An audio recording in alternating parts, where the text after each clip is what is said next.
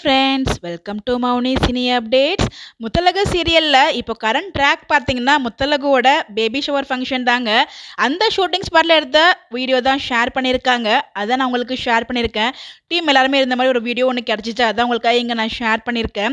இந்த வாரத்தில் பார்த்தீங்கன்னா முத்தலகுக்கு பேபி ஷவர் ஃபங்க்ஷன் போடும்போது அவங்களோட சாப்பாட்டில் பாய்சனை கலந்துடுறாங்க. அந்த சாப்பாட்டையுமே முத்தலகு சாப்பிட்டுறாங்க. அவங்க விஷத்தை சாப்பிட்டதாலும் அவங்களுக்கு எதுவும் ஆகாதுன்னு நமக்கெல்லாம் தெரியும் தான். பட் இருந்தாலும் நம்மள ஒரு டென்ஷன் கொண்டு போகணும் இல்லையா, அதுக்காக தான் இந்த மாதிரி காமிச்சிட்டு இருக்காங்க. பட் எப்படியும் அவங்க பொழைச்சிருவாங்க, நமக்கு தெரிஞ்ச விஷயம்தான்.